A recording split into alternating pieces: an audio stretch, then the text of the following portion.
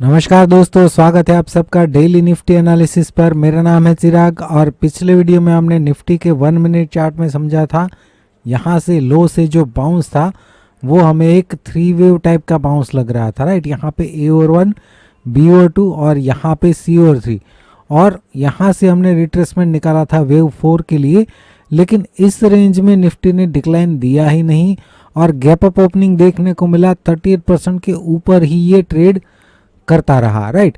तो यहाँ पे ये इतने छोटे से डिक्लाइन को हमें या तो 4 कंसीडर करना होगा या तो फिर पूरे काउंटिंग में चेंज करना पड़ेगा। अभी अगर यहाँ पे निफ्टी का ओवरऑल हम 1 आवर चार्ट देखें तो ये जो डिक्लाइन है यहाँ से लेके यहाँ तक का, इसको हम बोल रहे थे ए ओवर 1 और ये करेक्टिव बाउंस ABC जो बाउंस है उसको बोल रहे थे बी ओवर 2 और यहाँ से सी ओवर 3 जो शुरू हुआ था उसका हमने रिट्रेसमेंट निकाला था 23 to 38%।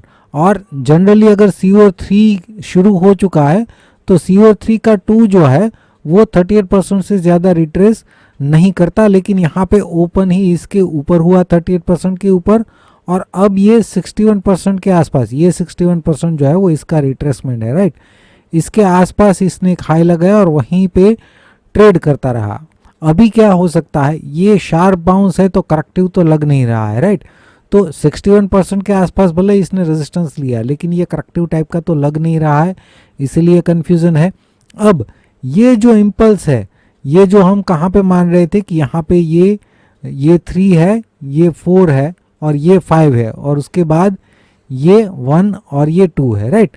लेकिन अगर यहाँ पे इसका रिट्रेसमेंट इम्पल्सिव लग रहा है, 61% के आसपास आ गया है, तो हो सकता है कि ये डिक्लाइन 5 हो, राइट। यहाँ से लेके यहाँ तक एक इम्पल्स कंप्लीट हुआ है और ये पूरा जो करेक्शन है ये 4 है। अगर ये 5 है तो इस पूरे डिक्लाइन का रिट्रेसमेंट हमने निकाला है 23 से लेके 61%, जिसमें 23% को ये ऑलरेडी ब्रेक कर चुका है। अगर इस रेंज में इसे करेक्टिव बाउंस देना है तो पॉसिबल है कि ये करेक्टिव बाउंस का सिर्फ पहला लेग है और उसके बाद एक करेक्टिव डिक्लाइन और उसके बाद फिर से एक इम्पल्सिव बाउंस। इस तरीके से ये करेक्टिव पैटर्न बना के फिर ये कंटिन्यू कर सकता है। ओवरऑल ये रेजिस्टेंस रेंज ही है अभी भी निफ्टी के लिए, इसके ऊपर ट्रेड करता है तो ही हम निफ्टी को पॉजिटिव मानेंगे। अभी इमीडिएट मूव के लिए क्या कर सकते हैं, ये जो बाउंस है उसको अगर हम स्मॉलर टाइम फ्रेम में देखें तो यहाँ पे ध्यान से समझना, ये जो पूरा बाउंस है उसका हमने रिट्रेसमेंट निकाला है 61% और ऊपर से जो डिक्लाइन हमने ये इम्पल्सिव का रिट्रेसमेंट निकाला था 61%, जहाँ पे इसने रेजिस्टेंस लिया है, राइट। तो ये जो बीच की रेंज जो है यहाँ पे ये कंसोलिडेट कर सकता है, इसके नीचे शार्पली आता है तो ये नेगेटिव बन जाएगा और इसके ऊपर जब जाता है, हालांकि यहाँ पे इसके ऊपर जाने के लिए इसको थोड़ा सा और कंसोलिडेशन करने की ज़रूरत है, क्योंकि अगर ये इम्पल्सिव है तो ये इतना करेक्शन मुझे नहीं लग रहा है कि ये करेक्शन यहाँ पे कंप्लीट हो चुका है। हो सकता है कि ये इसके ऊपर भी चला जाए तो भी मैं ये मानूंगा कि ये इरेगुलर करेक्शन होगा और वहाँ से भी ये करेक्शन कंप्लीट करने के लिए एक बार ये इस रेंज में तो आ सकता है, राइट। और इस रेंज में आने के बाद देखना है कि इसको ब्रेक कर देता है डायरेक्टली या फिर यहाँ पे सपोर्ट लेके ये बाउंस करता है। सपोर्ट लेके बाउंस करेगा तो इसको हम ए, इसको बी और ये फिर वेव सी का प्रोजेक्शन इसके हिसाब से निकालेंगे और इस तरीके से ये करेक्टिव बाउंस पूरा करके फिर ये डिक्लाइन कंटिन्यू कर सकता है, राइट। तो अभी के लिए तो हम इस रेंज में थोड़ा सा कंसोलिडेशन एक्सपेक्ट कर रहे हैं। अगर यहाँ पे सपोर्ट ले लेता है तो फिर से बाउंस ये करेगा, लेकिन ये शार्पली इसको ब्रेक कर देता है तो फिर ये नेगेटिव बन जाएगा। बैंक निफ्टी की अगर हम बात करें तो पिछले वीडियो में हमने 15 मिनट चार्ट में समझा था, ये रेजिस्टेंस रेंज थी बैंक निफ्टी के लिए। बैंक निफ्टी जो है 38% के आसपास ही ओपन हुआ, लेकिन ओपन होने के साथ ही ये ऊपर चला गया। वहाँ से ये एक डिक्लाइन तो गया लेकिन इसके नीचे सस्टेन नहीं कर पाया और इसके ऊपर ही ये ट्रेड करता रहा, राइट। तो यहाँ पे भी ये पॉजिटिव साइन बैंक निफ्टी में भी देखने को मिल गया। हमने यहाँ पे भी इस पूरे डिक्लाइन का रिट्रेसमेंट निकाला था और यहाँ पे भी सेम वे जैसा निफ्टी में हुआ, इस पूरे डिक्लाइन के 61% के आसपास ही इसने रेजिस्टेंस लिया है। अभी अगर यहाँ पे बैंक निफ्टी का 2 आवर चार्ट देखे तो ये बहुत ही इंटरेस्टिंग है, यहाँ पे कोई भी चेंजेस नहीं है।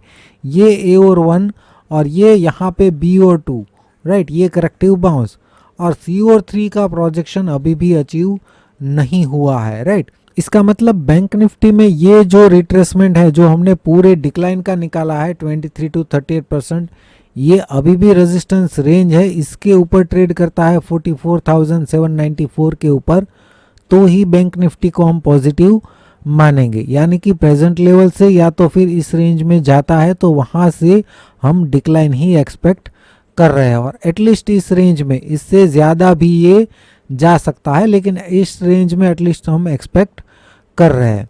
इमीडिएट मूव के लिए हम क्या कर सकते हैं, ये रेंज अभी बड़ी हो जाएगी, अभी यहाँ पे क्लोजिंग दिया है, तो इमीडिएट मूव के लिए यहाँ पे हम नहीं जा रहे हैं। मैंने इसको स्मॉलर टाइम फ्रेम में समझने की कोशिश की थी, लेकिन यहाँ पे ओवरलैपिंग ही इतना है, ओवरलैपिंग में भी मैं काउंटिंग कर लेता हूँ, लेकिन ये बहुत ही कंफ्यूजिंग मुझे लग रहा है, इसलिए मैं इसमें काउंटिंग में नहीं जा रहा हूँ। इमीडिएट मूव के लिए ये पर्टिकुलर बाउंस जो है उसको हम स्मॉलर टाइम फ्रेम में देखेंगे। वहाँ पे अगर हम देखें तो ये एक इम्पल्सिव बाउंस लग रहा है, और उस इम्पल्स का रिट्रेसमेंट निकालते हैं तो 23 से लेके 61%, ये पूरा जो है बैंक निफ्टी के लिए सपोर्ट रेंज है। 61% 44,061 के नीचे ट्रेड करने लगता है तो यहीं से ये नेगेटिव बन जाएगा। और ऊपर की तरफ की बात करें तो यहाँ से अगर बाउंस करता है तो इस डिक्लाइन का रिट्रेसमेंट हमने निकाला है 61%, 44,312। इसके ऊपर ट्रेड करता है तो यहाँ से ये पॉजिटिव बनेगा, लेकिन अगर इस रेंज में ये बाउंस करता है और इसको ब्रेक नहीं कर पाता है तो यहाँ से हम एटलीस्ट इसके आसपास 50 to 61% के आसपास का एक डिक्लाइन एक्सपेक्ट कर सकते हैं। और फिर यहाँ से अगर डिक्लाइन होता है तो यहाँ पे ये सपोर्ट लेता है कि नहीं वो हमें देखना है।